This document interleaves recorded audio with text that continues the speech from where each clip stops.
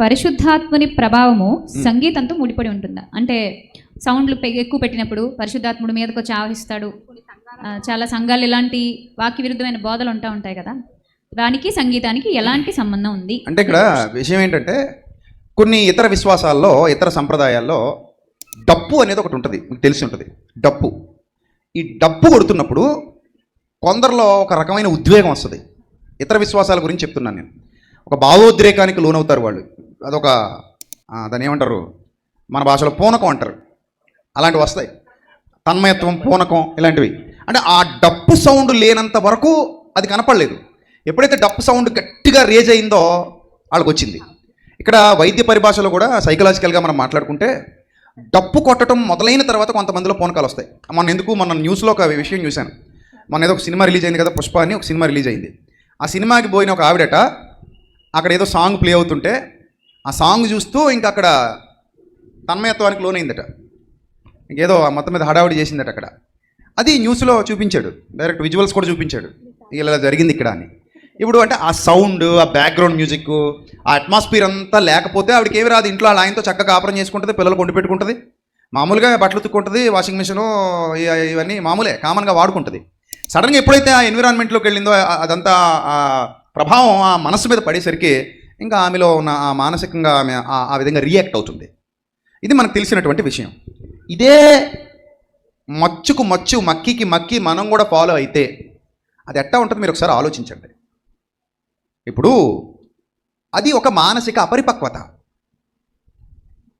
ఇప్పుడు సౌండ్ అనేది హెవీ అయిపోతే మనిషి చచ్చిపోతాడు. సౌండ్ బాగా పెరిగిపోతే మనిషి ఏమైపోతాడు, చచ్చిపోతాడు. అంతెందుకు డీజే సౌండ్లు పెట్టేసి పెళ్ళిళ్ళలో, ఊరేగింపుల్లో పెళ్లి కొడుకుని, పెళ్లి కూతుర్ని చంపేసిన వాళ్ళు కూడా ఉన్నారు. నిజం, రాజస్థాన్లో పెళ్లి కొడుకుని చంపేశారు. ఎలా చంపేశారు? డీజే సౌండ్ పెట్టి కొట్టి కొట్టి కొట్టి కొట్టి వాడు గుండాకి చచ్చిపోయాడు పెళ్లి కొడుకు. ఇంకా పెళ్ళి ఊరేగింపు కాస్త శవం ఊరేగింపు అయిపోయింది, చావు ఊరేగింపు అయిపోయింది. సో అలాగా ఈ సౌండ్ బాగా పెరిగిపోతేనే పరిశుద్ధాత్ముడు వస్తాడు అనటం అది అసలు బైబిల్ విరుద్ధం అని నా అభిప్రాయం. మీరేమంటారు చెప్పండి? పరిశుద్ధాత్ముడు ప్రశాంతమైన వాతావరణంలోనే మనతో ఉన్నాడు. ఆయన అసలు ఆయనకున్న లక్షణాలు, పరిశుద్ధాత్ముడుకున్న లక్షణాలు గమనిస్తే ఆయన అల్లరికి కర్త కాడు, సమాధానమునకు కర్త. ఆయన పేరే పరిశుద్ధ ఆత్మ. అల్లరితో కూడిన ఆత్మ కాదు, ఆయన పరిశుద్ధ ఆత్మ. సో దేవుని ఆత్మ, ఆయన సమాధానంగా ఉంటాడు. ఆదరణకర్తట. ఆయనకున్న మరో పేరేంటి? ఆదరణకర్త. అంటే ఆదరించేవాడు ఆయన. సో అలాంటి ఆదరణకర్త, ఆదరించేవాడు, మనం ఆయన మేల్కొల్పాలా? మేల్కొల్పాలా పరిశుద్ధాత్ముడు? మనం మేల్కొల్పడం ఏంటండి? ఆయన ఏమైనా నిద్రపోతాడా మేల్కొల్పడానికి? కాబట్టి పరిశుద్ధాత్మ మన వలన మేల్కొల్పబడేవాడు కాదు, మనలను మేల్కొల్పేవాడు. దేవుని నామానికి మహిమ కలుగునుగా. పరిశుద్ధాత్ముడు ఎవరు? మన వలన మేల్కొల్పబడేవాడు కాదు, మనలను మేల్కొల్పేవాడు. మరి మనలను మేల్కొల్పే పరిశుద్ధాత్మను మనం మేల్కొల్పడం ఏంది? కాబట్టి సౌండ్కి పరిశుద్ధాత్మనికి అసలు సంబంధమే లేదు. సౌండ్ పెరగడానికి పరిశుద్ధాత్ముడు రావడానికి సంబంధమే లేదు. అది ఒక రకంగా మన మానసిక వైఫల్యం.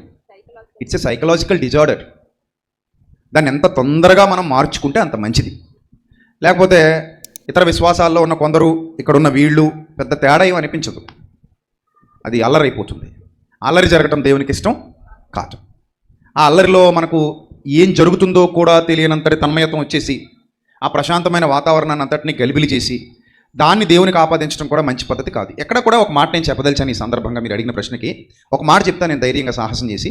బైబిల్ గ్రంథంలో పరిశుద్ధాత్మ వలన తనను తానే మరిచిపోయిన వ్యక్తి, భక్తుడు ఎవరూ లేరు. నా పాయింట్ అర్థమైందా మీకు? పరిశుద్ధాత్మ రావడం వలన, లేకపోతే పరిశుద్ధాత్మ అభిషేకం వలన తనను తానే, అంటే సెన్స్ కోల్పోయిన వ్యక్తి, అంటే తనకి ఏం జరుగుతుందో చుట్టూతో కూడా ఆ వాతావరణంలో ఏం జరుగుతుందో మరిచిపోయి, సెన్స్ కోల్పోయి, ఆ ప్రజెన్స్లో లేకుండా, అంటే అక్కడ ఆ ప్రజెన్స్లో లేకుండా ఇంకెక్కడికో వెళ్ళిపోయినట్టుగా భ్రమించి ప్రజల్ని గందరగోళానికి గురి చేసేటువంటి వ్యక్తులు ఎవరు కూడా బైబిల్ గ్రంథంలో మనకి ఎక్కడ తారసపడరు, పడలేదు కూడా. ఒక రకమైన ట్రాన్స్లోకి వెళ్ళిపోయినట్టుగా ఎక్కడ మనకు కనబడదు. పరిశుద్ధాత్మ వలన భాషలు మాట్లాడడం విన్నాం, మనం చూసాం, బైబిల్ గ్రంథంలో చూసాం. పరిశుద్ధాత్మ వలన వాక్యం ప్రకటించడం మనం చూసాం. పరిశుద్ధాత్మ వలన ధైర్యంగా నిలబడి రోషంగా పెద్దలతో, రాజులతో, అధికారులతో వాదించడం మనం చూసాం. అలాంటి సందర్భాలు బైబిల్ గ్రంథంలో ఉన్నాయి. దాన్ని ఎక్కడ కూడా ఈ మ్యూజిక్తో మిక్స్ అయిపోయి వాళ్ళు ట్రాన్స్లోకి వెళ్ళిపోయి వాళ్ళను వాళ్ళు కోల్పోయిన సందర్భాలు, వాళ్ళను వాళ్ళు మరిచిపోయిన సందర్భాలు బైబిల్ గ్రంథంలో మనకి ఎక్కడ కనబడవు. సో కాబట్టి సంగీతానికి ఆత్మదేవునికి ఏమాత్రం సంబంధం లేదు అని నేను ఖచ్చితంగా బైబిల్ని బట్టి మీ అందరికీ ప్రకటిస్తున్నాను. నేను విశ్వసిస్తున్నాను కాదు, మీ అందరికీ ఖచ్చితంగా ప్రకటిస్తున్నాను. ఇప్పుడు ఇక్కడ ఏ గలిబిలి లేదు, కానీ పరిశుద్ధాత్ముడు మనల్ని లీడ్ చేస్తున్నారా లేదా చెప్పండి. ప్రశాంతమైన వాతావరణంలో పరిశుద్ధాత్ముడు మనల్ని లీడ్ చేస్తున్నారు. మనకు తెలిసిపోతాయండి పరిశుద్ధాత్ముడు మనతో ఉన్నాడా లేదా, మనలో ఉన్నాడా లేదా, జీవజల నదులు ప్రవహిస్తున్నాయా లేదా, దేవుని వాక్యానికి ఇక్కడ పెద్దపీట వేయబడుతుందా లేదా, ఆయన ఇక్కడ అందరినీ సంస్కరిస్తున్నాడా లేదా, అందరినీ ఆలోచింపజేస్తున్నాడా లేదా, అందరి హృదయాలను కడుతున్నాడా లేదా. నేను సెమినార్కి ముందే ఒక మాట చెప్పాను, మా సెమినార్కి సహకరించండి, మందిరం కడుతున్నాం అన్నాను నేను. మందిరాలు కడుతున్నాం అన్నాను నేను.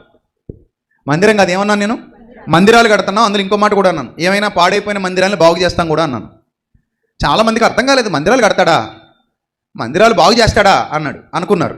అప్పుడు నేను మళ్ళీ వివరణ ఇచ్చాను.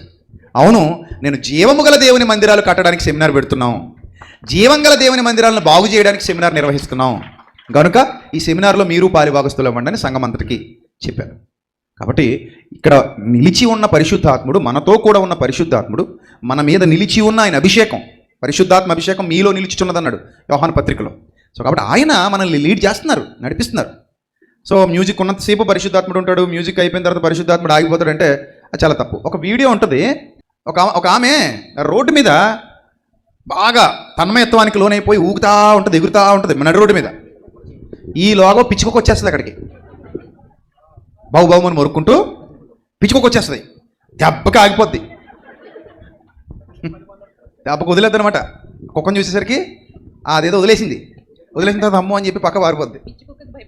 అంటే ఆ తన్మయత్వం కాస్త దేనికి తగ్గిపోయింది, పిచ్చుకుక్క రాగానే దానికి భయం వేసింది, ఇదే నాకు పోటీకి వస్తుంది అనుకుని అది మొరగడానికి వచ్చింది. సో ఆ వీడియో చూసినప్పుడు చాలా నవ్వు వస్తుంది, నాకు చాలా నవ్వు వచ్చింది. అది ఫేస్బుక్లో చాలా రోజులు ట్రోల్ అయ్యి తిరిగింది, అది చాలా రోజులు తిరిగింది. మరి చాలామంది ఎంతమంది చూశారు చెప్పండి అది? అరే గట్టిగా చూశారు, మీరు అందరూ అప్డేటెడ్ వెర్షన్స్ అనమాట. సో అందరికీ తెలిసిన విషయం ఇది, అయితే నేను కొత్తగా చెప్పేది ఏం కాదు. సో అలాగా ఆమెకు వచ్చిన తన్మయత్వం ఒక్క కుక్క రాగానే ఏమైపోయింది, ఎగిరిపోయింది. అంటే ఇప్పుడు నిజంగానే మరి అది ఏదో శక్తి మీదకి వస్తే కుక్కకి తన్మయత్వం పోద్దిటి, అదే కుక్క రాగానే ఈవిడికి పోద్దా అని అడుగుతున్నాను. అది పోద్దా? పోదు కదా.